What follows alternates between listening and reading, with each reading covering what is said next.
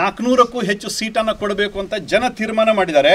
ಅದಕ್ಕೋಸ್ಕರವೇ ಮೋದಿಯವರ ಬಾಯಿನಲ್ಲಿ ಬಂದಿದೆ ಇಸ್ ಬಾರ್ 400 ಪಾರ್ ಅಂತ.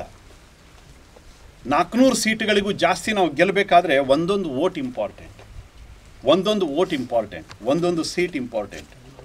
ಅದರ ಗಮನದಲ್ಲಿಟ್ಕೊಂಡು ದೇಶವನ್ನು ರೂಲ್ ಮಾಡ್ತಕ್ಕಂಥ ಪಾರ್ಟಿ ಲೀಡರ್ಸ್ಗಳು ನಾವು ಕಾರ್ಯಕರ್ತರಷ್ಟೇ ಅಲ್ಲ, ನಾವು ಲೀಡರ್ಸ್ಗಳು.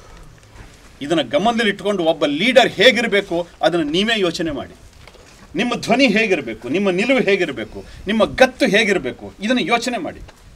ದಯವಿಟ್ಟು ಆ ಮೇಲ್ಪಂಕ್ತಿಯೊಂದಿಗೆ, ಆ ವಿಶ್ವಾಸದ ಜೊತೆಗೆ, ಆ ಒಂದು ಗಟ್ಟಿತನದ ಜೊತೆಗೆ ಈ ಬಾರಿಯ ಚುನಾವಣೆಯನ್ನು ಮಾಡಬೇಕು. ವೋಟ್ ಹಾಕೋರು ಎಲ್ಲರೂ ಕೂಡ ಹೇಳ್ಕೊಂಡು ವೋಟ್ ಹಾಕಬೇಕು. ಧರ್ಮಕ್ಕೋಸ್ಕರ ವೋಟ್ ಹಾಕ್ತೀವಿ, ಹಿಂದುತ್ವಕ್ಕೋಸ್ಕರ ವೋಟ್ ಹಾಕ್ತೀವಿ, ದೇಶಕ್ಕೋಸ್ಕರ ವೋಟ್ ಹಾಕ್ತೀವಿ.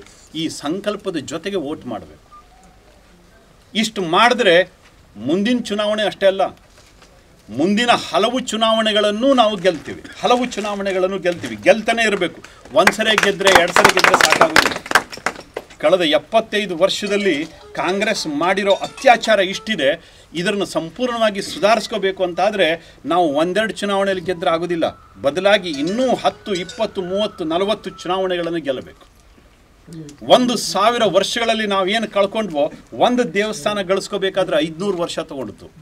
ಇನ್ನು 3 ಲಕ್ಷಕ್ಕೂ ಹೆಚ್ಚು ದೇವಸ್ಥಾನಗಳಿದ್ದಾವೆ. ಅದನ್ನೆಲ್ಲ ಗಳಿಸ್ಕೋಬೇಕು ಅಂತಾದರೆ ಆ ಹೋರಾಟಕ್ಕೆ ನಾವು ಪ್ರಜಾಪ್ರಭುತ್ವದ ರೀತಿಯಲ್ಲೇ ಉತ್ತರ ಕೊಡಬೇಕು, ಚುನಾವಣೆಯಲ್ಲೇ ಉತ್ತರ ಕೊಡಬೇಕು. ದಯವಿಟ್ಟು ತಾವುಗಳೆಲ್ಲ ಈ ನಿಟ್ಟಿನಲ್ಲಿ ಯೋಚನೆ ಮಾಡ್ತೀರಿ ಅಂತ ಭಾವಿಸ್ತೀನಿ. ನಾಯಕತ್ವದ ನಡಿಗೆಯೊಂದಿಗೆ, ನಾಯಕತ್ವದ ಓಘದೊಂದಿಗೆ, ನಾಯಕತ್ವದ ಮಾನಸಿಕತೆಯೊಂದಿಗೆ, ನಾಯಕತ್ವದ ಸಂಕಲ್ಪದ ಜೊತೆಗೆ ನಿಮ್ಮ ನಡೆ ನುಡಿ ಇರಲಿ.